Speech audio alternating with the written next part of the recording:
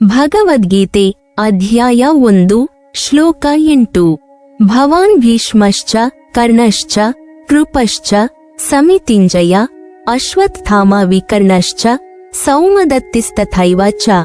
ಈ ಶ್ಲೋಕದ ಅರ್ಥ: ನೀವು ಭಗವಂತ, ಭೀಷ್ಮ, ಕರ್ಣ, ಯುದ್ಧದಲ್ಲಿ ಸದಾ ಗೆಲ್ಲುವ ಕೃಪರು, ಅಶ್ವತ್ಥಾಮ, ವಿಕರ್ಣ, ಸೋಮದತ್ತನ ಮಗ ಭೂರಿಶ್ರವ ಮುಂತಾದ ಮಹಾನ್ ಯೋಧರು ನಮ್ಮ ಕಡೆಯಲ್ಲಿದ್ದಾರೆ.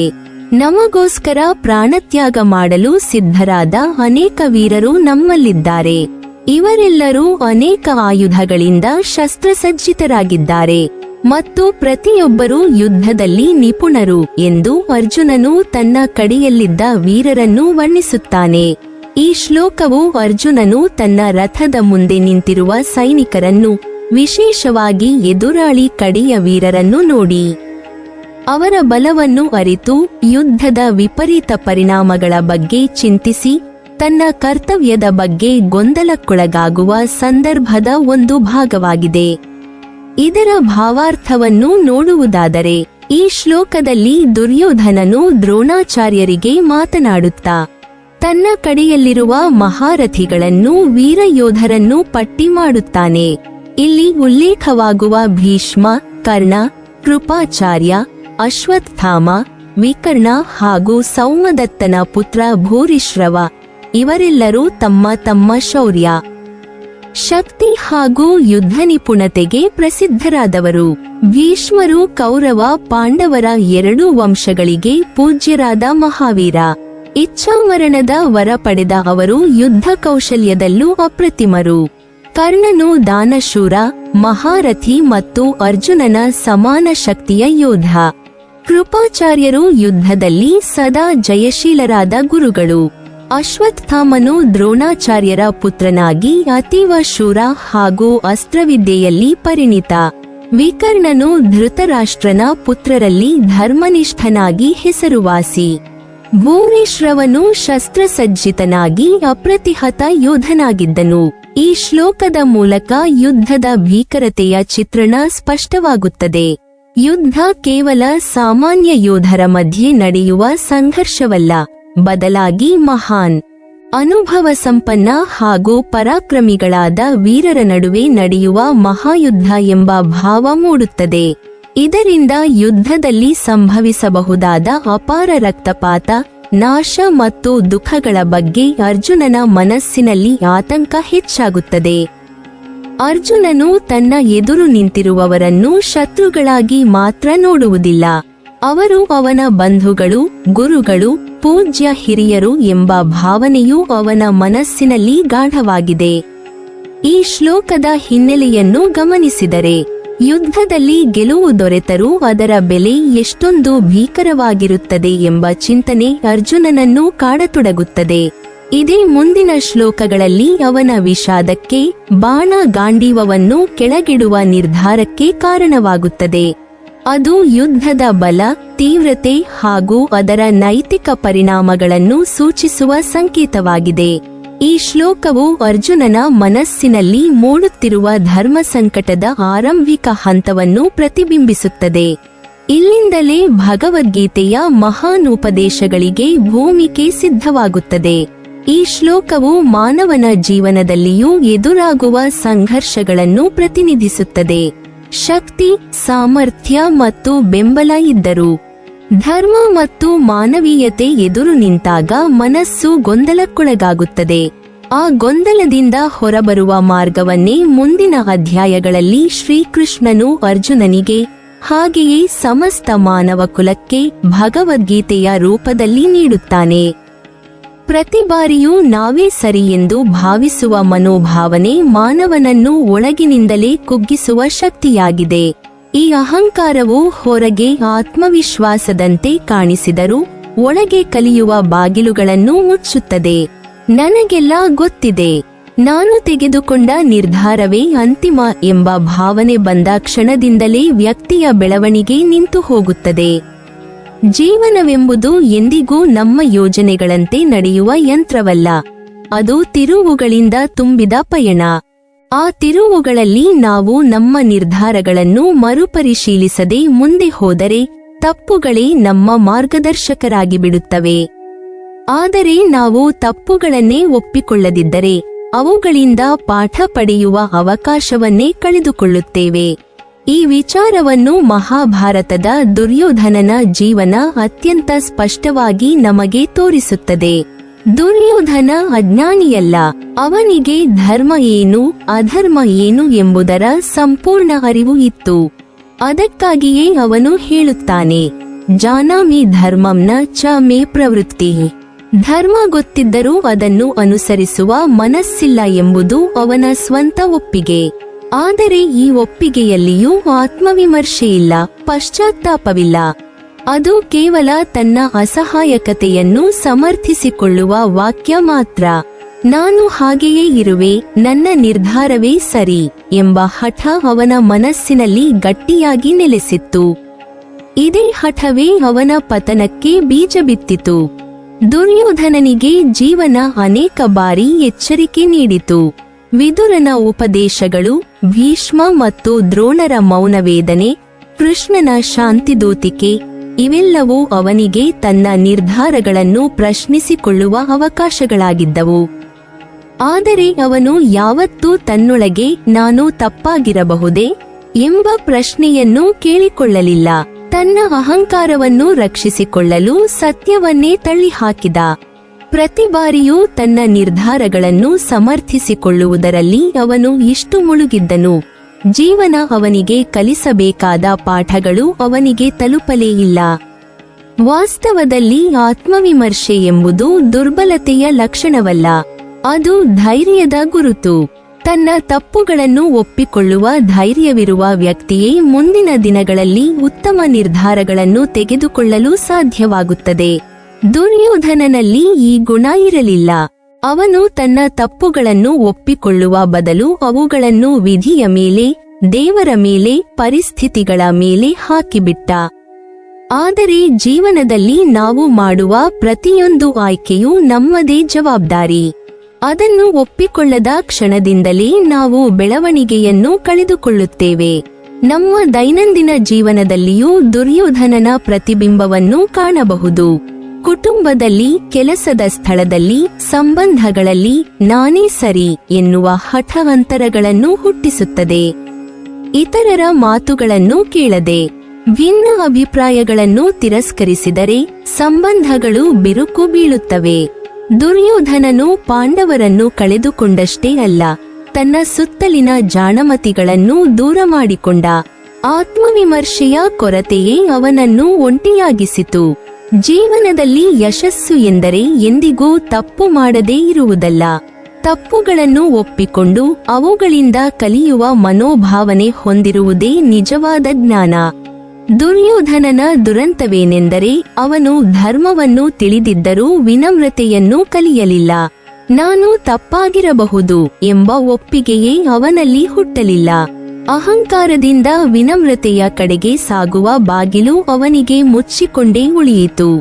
ಅಂತಿಮವಾಗಿ ದುರ್ಯೋಧನನ ಕಥೆ ನಮಗೆ ಹೇಳುವುದು ಒಂದೇ ಸತ್ಯವನ್ನು: ಪ್ರತಿ ಬಾರಿಯೂ ನಾವೇ ಸರಿ ಎಂದು ಭಾವಿಸುವ ವ್ಯಕ್ತಿ ಜೀವನದ ಪಾಠಗಳನ್ನು ಕಳೆದುಕೊಳ್ಳುತ್ತಾನೆ. ಜೀವನ ಯಾವತ್ತೂ ನಮ್ಮ ನಿಯಂತ್ರಣದಲ್ಲಿ ಇರುವುದಿಲ್ಲ. ಅದು ಪ್ರಶ್ನೆಗಳ ಮೂಲಕ, ಸೋಲುಗಳ ಮೂಲಕ, ತಿರುವುಗಳ ಮೂಲಕ ನಮಗೆ ಪಾಠ ಕಲಿಸುತ್ತದೆ. ಆ ಪಾಠಗಳನ್ನು ಸ್ವೀಕರಿಸುವ ಮನಸ್ಸು, ಆತ್ಮವಿಮರ್ಶೆಯ ಧೈರ್ಯ, ವಿನಮ್ರತೆಯ ಗುಣ ನಮ್ಮಲ್ಲಿ ಇದ್ದರೆ ಮಾತ್ರ ನಿಜವಾದ ಬೆಳವಣಿಗೆ ಸಾಧ್ಯ. ದುರ್ಯೋಧನನಂತೆ ನಾನೇ ಸರಿ ಎನ್ನುವ ಹಠಕ್ಕೆ ಸಿಲುಕದೆ ಜೀವನದ ಎದುರು ಕಲಿಯುವ ಶಿಷ್ಯರಂತೆ ನಿಲ್ಲುವಾಗಲೇ ನಾವು ಉತ್ತಮ ಮಾನವರಾಗುತ್ತೇವೆ. ಈ ಶ್ಲೋಕದ ಭಾಷ್ಯಾರ್ಥದಲ್ಲಿ ಮೊದಲು ಕಾಣಿಸಿಕೊಳ್ಳುವುದೇ ಮಾನವನ ಜ್ಞಾನ ಆಚರಣೆ ವಿಭಜನೆ. ದುರ್ಯೋಧನನು ಧರ್ಮ ಗೊತ್ತಿದೆ ಎನ್ನುತ್ತಾನೆ, ಅಂದರೆ ಬುದ್ಧಿಗತ ಜ್ಞಾನ ಅವನಲ್ಲಿ ಇದೆ, ಆದರೆ ಆ ಜ್ಞಾನ ಬದುಕಿನಲ್ಲಿ ಕಾರ್ಯರೂಪಕ್ಕೆ ಬರುತ್ತಿಲ್ಲ. ಇಲ್ಲಿ ಭಾರತೀಯ ತತ್ವಶಾಸ್ತ್ರ ಹೇಳುವ ಪ್ರಮುಖ ಸತ್ಯ ಸ್ಪಷ್ಟವಾಗುತ್ತದೆ: ಜ್ಞಾನ ಮಾತ್ರ ಸಾಕಾಗದು, ಅದನ್ನು ಅಹಂಕಾರ ಮೀರಿಸಿ ಅಂತರಂಗದಲ್ಲಿ ನೆಲೆಗೊಳಿಸಬೇಕು. ನಾನು ತಿಳಿದವನು ಎನ್ನುವ ಭಾವವೇ ಜ್ಞಾನವನ್ನು ಅಹಂಕಾರವನ್ನಾಗಿ ಮಾಡುತ್ತದೆ. ಆತ್ಮವಿಮರ್ಶೆಯಿಲ್ಲದ ಜ್ಞಾನ ಬಂಧನಕ್ಕೆ ಕಾರಣವಾಗುತ್ತದೆ. ದ್ವೈತ ಸಿದ್ಧಾಂತದ ದೃಷ್ಟಿಯಲ್ಲಿ ದುರ್ಯೋಧನನ ವಾಕ್ಯವು ಜೀವಾತ್ಮನ ಸ್ವತಂತ್ರತೆಯ ಮಿತಿಯನ್ನು ತೋರಿಸುತ್ತದೆ. ದ್ವೈತದಲ್ಲಿ ಜೀವ ಮತ್ತು ಈಶ್ವರ ಸದಾ ವಿಭಿನ್ನರು. ಜೀವನು ತನ್ನ ಕರ್ಮಗಳ ಫಲಕ್ಕೆ ತಾನೇ ಹೊಣೆ. ದುರ್ಯೋಧನನು ಕೇನಾಪಿ ದೇವೇನ ಹೃದಯಸ್ಥಿತೇನ ಎಂದು ಹೇಳಿದರು. ದ್ವೈತದ ಪ್ರಕಾರ ಇದು ತಪ್ಪು ಸಮರ್ಥನೆ. ದೇವರು ಹೃದಯದಲ್ಲಿದ್ದರೂ ಜೀವನ ನಿರ್ಧಾರಕ್ಕೆ ಬಾಧ್ಯನಲ್ಲ. ದುರ್ಯೋಧನನ ಅಹಂಕಾರವೇ ಅವನ ಬುದ್ಧಿಯನ್ನು ಮುಚ್ಚಿದೆ. ದೇವರ ನೆಪ ಹೇಳಿ ತನ್ನ ತಪ್ಪುಗಳಿಂದ ತಪ್ಪಿಸಿಕೊಳ್ಳುವುದು ದ್ವೈತದ ದೃಷ್ಟಿಯಲ್ಲಿ ಅಜ್ಞಾನ. ಇಲ್ಲಿ ನಾನೇ ಸರಿ ಎಂಬ ಮನೋಭಾವನೆ ಜೀವಾತ್ಮನ ಸ್ವಾಭಾವಿಕ ದೋಷವಾಗಿ ಕಾಣುತ್ತದೆ. ಆತ್ಮವಿಮರ್ಶೆ ಇಲ್ಲದ ಜೀವನು ಅಧರ್ಮದತ್ತ ಇಳಿದು ತನ್ನ ಪತನವನ್ನು ತಾನೇ ಆಹ್ವಾನಿಸುತ್ತಾನೆ. ವಿಶಿಷ್ಟಾದ್ವೈತ ಸಿದ್ಧಾಂತದಲ್ಲಿ ಜೀವನು ಈಶ್ವರನ ಅಂಗ, ಅವನ ಶರೀರದ ಭಾಗ. ಆದರೆ ಜೀವನಿಗೆ ಕರ್ತೃತ್ವವಿದೆ. ದುರ್ಯೋಧನನು ಧರ್ಮ ಗೊತ್ತಿದ್ದರೂ ಅದನ್ನು ಅನುಸರಿಸಲಿಲ್ಲ ಎಂಬುದು ಅವನು ತನ್ನ ಶೇಷತ್ವವನ್ನು ಮರೆತ ಸ್ಥಿತಿ. ನಾನು ಸ್ವತಂತ್ರ, ನನ್ನ ಇಚ್ಛೆಯೇ ಸತ್ಯ ಎನ್ನುವ ಭಾವವೇ ಅವನ ಪಾಪಕ್ಕೆ ಕಾರಣ. ವಿಶಿಷ್ಟಾದ್ವೈತದಲ್ಲಿ ಅಹಂಕಾರವೇ ಭಗವಂತನಿಂದ ದೂರ ಮಾಡುವ ಅತಿದೊಡ್ಡ ಅಡ್ಡಿ. ಆತ್ಮವಿಮರ್ಶೆ ಅಂದರೆ ತನ್ನ ಶೇಷತ್ವವನ್ನು ಅರಿತು ನನ್ನ ನಿರ್ಧಾರಗಳು ತಪ್ಪಾಗಿರಬಹುದು ಎಂದು ಭಗವಂತನ ಶರಣಾಗುವ ಮನೋಭಾವ. ದುರ್ಯೋಧನನಲ್ಲಿ ಈ ಶರಣಾಗತಿ ಇಲ್ಲದ ಕಾರಣ ಅವನ ಜ್ಞಾನ ಭಕ್ತಿಯಿಲ್ಲದ ಬುದ್ಧಿಯಾಗಿ ಉಳಿಯಿತು. ಅದ್ವೈತ ವೇದಾಂತದ ದೃಷ್ಟಿಯಲ್ಲಿ ದುರ್ಯೋಧನನ ವಾಕ್ಯ ಅಜ್ಞಾನ, ಅವಿದ್ಯೆಯ ಪರಮ ಉದಾಹರಣೆ. ನಾನು ತಿಳಿದಿದ್ದೇನೆ ಎನ್ನುವ ಅಹಂಕಾರವೇ ಅಹಂವೃತ್ತಿ. ಅದ್ವೈತದಲ್ಲಿ ನಿಜವಾದ ಜ್ಞಾನ ಎಂದರೆ ಅಹಂಕಾರದ ಲಯ. ಆದರೆ ದುರ್ಯೋಧನನ ಜ್ಞಾನ ಅಹಂನಿಂದ ಆವರಿತವಾಗಿದೆ. ಅವನು ತನ್ನನ್ನು ಕರ್ತ ಎಂದು ಭಾವಿಸುತ್ತಾನೆ, ಆದರೆ ತನ್ನ ವಾಸನಗಳಿಗೆ ಬಂಧಿತನಾಗಿದ್ದಾನೆ. ಯಥಾ ನಿಯುಕ್ತೋಸ್ಮಿ ತಥಾ ಕರೋಮಿ ಎಂಬುದು ಅವನ ವಾಸನಾತ್ಮಕ ಬಂಧನದ ಒಪ್ಪಿಗೆ. ಆದರೆ ಇಲ್ಲಿ ಆತ್ಮವಿಮರ್ಶೆಯಿಲ್ಲ. ವಾಸನೆಯನ್ನು ತೊಡೆದು ಹಾಕುವ ಜ್ಞಾನೋದಯ ಇಲ್ಲ. ಅದ್ವೈತದ ಪ್ರಕಾರ ನಾನೇ ಸರಿ ಎನ್ನುವ ಭಾವವೇ ಅಜ್ಞಾನ. ಅದನ್ನು ಪ್ರಶ್ನಿಸುವುದೇ ಮುಕ್ತಿಯ ಮೊದಲ ಹೆಜ್ಜೆ. ಮೂರು ಸಿದ್ಧಾಂತಗಳಲ್ಲಿಯೂ ಒಂದೇ ಅಂತರಾರ್ಥ ಸ್ಪಷ್ಟವಾಗಿ ಹೊಳೆಯುತ್ತದೆ. ಧರ್ಮ ತಿಳಿದಿದ್ದರೂ ಅದನ್ನು ಅನುಸರಿಸದ ಸ್ಥಿತಿ ಅಹಂಕಾರದಿಂದ ಹುಟ್ಟುತ್ತದೆ. ಆತ್ಮವಿಮರ್ಶೆ ಇಲ್ಲದ ಜ್ಞಾನ ಬಂಧನವಾಗುತ್ತದೆ. ದುರ್ಯೋಧನನ ದುರಂತ ವ್ಯಕ್ತಿಗತ ಕಥೆಯಲ್ಲ, ಅದು ಪ್ರತಿಯೊಬ್ಬ ಮಾನವನ ಒಳಗಿರುವ ನಾನೇ ಸರಿ ಎನ್ನುವ ಅಹಂನ ಪ್ರತಿಬಿಂಬ. ದ್ವೈತದಲ್ಲಿ ಅದು ಜೀವಾತ್ಮನ ದೋಷ. ವಿಶಿಷ್ಟಾದ್ವೈತದಲ್ಲಿ ಶೇಷತ್ವ ಮರೆತ ಸ್ಥಿತಿ, ಅದ್ವೈತದಲ್ಲಿ ಅವಿದ್ಯೆ. ಹೀಗಾಗಿ ಈ ಶ್ಲೋಕ ನಮಗೆ ನೀಡುವ ತಾತ್ವಿಕ ಸಂದೇಶ ಏನೆಂದರೆ, ಆತ್ಮವಿಮರ್ಶೆ ಅಂದರೆ ಕೇವಲ ಮಾನಸಿಕ ಗುಣವಲ್ಲ, ಅದು ತತ್ವಚಿಂತನೆಯ ಕೇಂದ್ರ. ನಾನು ತಪ್ಪಾಗಿರಬಹುದು ಎಂಬ ಒಪ್ಪಿಗೆಯಲ್ಲೇ ದ್ವೈತದಲ್ಲಿ ಧರ್ಮಾಚರಣೆ, ವಿಶಿಷ್ಟಾದ್ವೈತದಲ್ಲಿ ಶರಣಾಗತಿ, ಅದ್ವೈತದಲ್ಲಿ ಜ್ಞಾನೋದಯ ಆರಂಭವಾಗುತ್ತದೆ. ದುರ್ಯೋಧನನು ಈ ಒಪ್ಪಿಗೆಯನ್ನು ತಿರಸ್ಕರಿಸಿದ ಕಾರಣ ಅವನು ಪತನಗೊಂಡ. ಆದರೆ ಮಾನವನು ಈ ಪಾಠವನ್ನು ಗ್ರಹಿಸಿದರೆ ಅಹಂಕಾರದಿಂದ ವಿನಮ್ರತೆಯ ಕಡೆಗೆ ಸಾಗುವ ನಿಜವಾದ ಆತ್ಮವಿಕಾಸ ಸಾಧ್ಯವಾಗುತ್ತದೆ. ಪ್ರತಿ ಬಾರಿಯೂ ನಾವೇ ಸರಿ ಎಂದು ಭಾವಿಸುವ ಮನೋಭಾವನೆ ಮಾನವನ ಬೆಳವಣಿಗೆಗೆ ಅತಿದೊಡ್ಡ ಅಡ್ಡಿಯಾಗುತ್ತದೆ.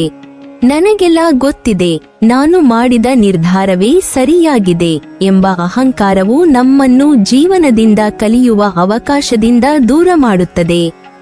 ವಾಸ್ತವದಲ್ಲಿ ಜೀವನವೆಂಬುದು ನಿರಂತರ ಪಾಠಶಾಲೆ. ಇಲ್ಲಿ ಪ್ರತಿಯೊಂದು ಅನುಭವವೂ ಒಂದು ಪಾಠ. ಆದರೆ ನಾವು ಕಲಿಯಲು ಸಿದ್ಧರಿಲ್ಲದಿದ್ದರೆ ಆ ಪಾಠಗಳು ವ್ಯರ್ಥವಾಗುತ್ತವೆ. ಜೀವನ ಯಾವತ್ತೂ ನಾವು ಅಂದುಕೊಂಡಂತೆ ನಡೆಯುವುದಿಲ್ಲ. ನಾವು ಹಾಕಿಕೊಳ್ಳುವ ಯೋಜನೆಗಳು, ಕನಸುಗಳು, ನಿರೀಕ್ಷೆಗಳು ಅನೇಕ ಬಾರಿ ತಿರುವುಗಳನ್ನು ಎದುರಿಸುತ್ತವೆ. ಕೆಲವೊಮ್ಮೆ ಅನಿರೀಕ್ಷಿತ ಸೋಲುಗಳು ಎದುರಾಗುತ್ತವೆ. ಕೆಲವೊಮ್ಮೆ ನಾವು ಊಹಿಸದ ರೀತಿಯಲ್ಲಿ ಯಶಸ್ಸು ಸಿಗುತ್ತದೆ. ಇಂತಹ ಸಂದರ್ಭಗಳಲ್ಲಿ ನನ್ನ ನಿರ್ಧಾರವೇ ತಪ್ಪಿತ್ತೆ ಎಂಬ ಪ್ರಶ್ನೆಯನ್ನು ನಮ್ಮೊಳಗೆ ಕೇಳಿಕೊಳ್ಳುವ ಧೈರ್ಯ ಇರಬೇಕು. ಆದರೆ ಪ್ರತಿ ಬಾರಿಯೂ ನಮ್ಮದೇ ನಿರ್ಧಾರವನ್ನು ಸಮರ್ಥಿಸಿಕೊಳ್ಳುವ ಪ್ರಯತ್ನ ಮಾಡಿದರೆ ನಾವು ಸತ್ಯವನ್ನು ನೋಡಲಾರದೆ ಹೋಗುತ್ತೇವೆ. ಆತ್ಮವಿಮರ್ಶೆ ಎಂಬುದು ದುರ್ಬಲತೆಯ ಲಕ್ಷಣವಲ್ಲ, ಅದು ಬುದ್ಧಿವಂತಿಕೆಯ ಚಿಹ್ನೆ. ತನ್ನ ತಪ್ಪುಗಳನ್ನು ಒಪ್ಪಿಕೊಳ್ಳುವ ವ್ಯಕ್ತಿಯೇ ಮುಂದಿನ ದಿನಗಳಲ್ಲಿ ಉತ್ತಮ ನಿರ್ಧಾರಗಳನ್ನು ತೆಗೆದುಕೊಳ್ಳಲು ಸಾಧ್ಯವಾಗುತ್ತದೆ. ನಾವು ತೆಗೆದುಕೊಂಡ ನಿರ್ಧಾರಗಳ ಪರಿಣಾಮಗಳನ್ನು ವಿಶ್ಲೇಷಿಸುವುದು, ಯಾವ ಹಂತದಲ್ಲಿ ತಪ್ಪಾಗಿದೆ ಎಂಬುದನ್ನು ಗುರುತಿಸುವುದು ನಮ್ಮ ವ್ಯಕ್ತಿತ್ವವನ್ನು ಮತ್ತಷ್ಟು ಪಕ್ವಗೊಳಿಸುತ್ತದೆ. ಆತ್ಮವಿಮರ್ಶೆ ಇಲ್ಲದ ವ್ಯಕ್ತಿ ತನ್ನದೇ ತಪ್ಪುಗಳನ್ನು ಮರುಮರು ಮಾಡುವ ಸಾಧ್ಯತೆ ಹೆಚ್ಚು. ಸಮಾಜದಲ್ಲಿಯೂ ಇದೇ ಸತ್ಯ ಅನ್ವಯಿಸುತ್ತದೆ. ಕುಟುಂಬ, ಸ್ನೇಹ, ಕೆಲಸದ ಸ್ಥಳ ಅಥವಾ ಸಾರ್ವಜನಿಕ ಜೀವನ ಎಲ್ಲ ಕ್ಷೇತ್ರಗಳಲ್ಲಿಯೂ ನಮ್ಮ ನಿರ್ಧಾರಗಳು ಇತರರ ಮೇಲೆ ಪರಿಣಾಮ ಬೀರುತ್ತವೆ. ನಾವು ಯಾವತ್ತೂ ನಾವೇ ಸರಿ ಎಂದುಕೊಂಡರೆ ಇತರರ ಅಭಿಪ್ರಾಯಗಳನ್ನು ಕಡೆಗಣಿಸುತ್ತೇವೆ. ಇದರಿಂದ ಸಂಬಂಧಗಳಲ್ಲಿ ಅಂತರ, ಸಂಘರ್ಷಗಳು ಮತ್ತು ಅಸಮಾಧಾನ ಹುಟ್ಟಿಕೊಳ್ಳುತ್ತದೆ. ಇತರರ ಮಾತುಗಳನ್ನು ಕೇಳುವ ಮನಸ್ಸು, ಭಿನ್ನ ಅಭಿಪ್ರಾಯಗಳನ್ನು ಗೌರವಿಸುವ ಗುಣ ಆತ್ಮವಿಮರ್ಶೆಯಿಂದಲೇ ಬರುತ್ತದೆ. ಜೀವನದಲ್ಲಿ ಯಶಸ್ಸು ಎಂದರೆ ಎಂದಿಗೂ ತಪ್ಪು ಮಾಡದೇ ಇರುವುದಲ್ಲ, ತಪ್ಪುಗಳಿಂದ ಕಲಿಯುವ ಶಕ್ತಿ ಹೊಂದಿರುವುದೇ ನಿಜವಾದ ಯಶಸ್ಸು. ಪ್ರತಿಯೊಂದು ತಪ್ಪು ನಮ್ಮನ್ನು ಇನ್ನಷ್ಟು ಬಲಿಷ್ಠರನ್ನಾಗಿ, ಜಾಣರನ್ನಾಗಿ ಮಾಡುತ್ತದೆ. ಆದರೆ ಅದಕ್ಕಾಗಿ ನಾನು ತಪ್ಪಾಗಿರಬಹುದು ಎಂಬ ಒಪ್ಪಿಗೆಯ ಮನೋಭಾವನೆ ಅಗತ್ಯ. ಈ ಒಪ್ಪಿಗೆಯೇ ನಮ್ಮನ್ನು ಅಹಂಕಾರದಿಂದ ವಿನಮ್ರತೆಯ ಕಡೆಗೆ ಕರೆದೊಯ್ಯುತ್ತದೆ. ಅಂತಿಮವಾಗಿ ಹೇಳುವುದಾದರೆ, ಪ್ರತಿ ಬಾರಿಯೂ ನಾವೇ ಸರಿ ಎಂದು ಭಾವಿಸುವ ವ್ಯಕ್ತಿ ಜೀವನದ ಪಾಠಗಳನ್ನು ಕಳೆದುಕೊಳ್ಳುತ್ತಾನೆ. ಜೀವನ ಯಾವತ್ತೂ ನಮ್ಮ ನಿಯಂತ್ರಣದಲ್ಲಿ ಇರುವುದಿಲ್ಲ, ಅದು ಅನೇಕ ತಿರುವುಗಳ ಸಮೂಹ. ಆ ತಿರುವುಗಳಲ್ಲಿ ನಾವು ನಮ್ಮ ನಿರ್ಧಾರಗಳನ್ನು ಪರಿಶೀಲಿಸುತ್ತಾ, ತಪ್ಪುಗಳನ್ನು ತಿದ್ದಿಕೊಳ್ಳುತ್ತಾ ಮುಂದೆ ಸಾಗಿದರೆ ಮಾತ್ರ ನಿಜವಾದ ಬೆಳವಣಿಗೆ ಸಾಧ್ಯ. ಆದ್ದರಿಂದ ಆತ್ಮವಿಮರ್ಶೆಯನ್ನು ನಮ್ಮ ಜೀವನದ ಅವಿಭಾಜ್ಯ ಅಂಗವನ್ನಾಗಿ ಮಾಡಿಕೊಳ್ಳಬೇಕು. ಅದುವೇ ನಮ್ಮನ್ನು ಉತ್ತಮ ವ್ಯಕ್ತಿಯಾಗಿ ರೂಪಿಸುವ ಶಕ್ತಿಯಾಗಿದೆ. ನೀವಿನ್ನೂ ನಮ್ಮ ಚಾನೆಲ್ ಅನ್ನು ಸಬ್ಸ್ಕ್ರೈಬ್ ಮಾಡಿಲ್ವಾ? ಹಾಗಾದರೆ ಈ ಕೂಡಲೇ ನಮ್ಮ ಇಂದ್ರಜಾಲ ಚಾನೆಲ್ ಅನ್ನು ಸಬ್ಸ್ಕ್ರೈಬ್ ಮಾಡಿ ಮತ್ತು ಪಕ್ಕದಲ್ಲಿರುವ ಬೆಲ್ ಐಕಾನ್ ಅನ್ನು ಕ್ಲಿಕ್ ಮಾಡಿದರೆ ನಮ್ಮ ಹೊಸ ವಿಡಿಯೋಗಳನ್ನು ನೀವು ನೋಡಬಹುದು.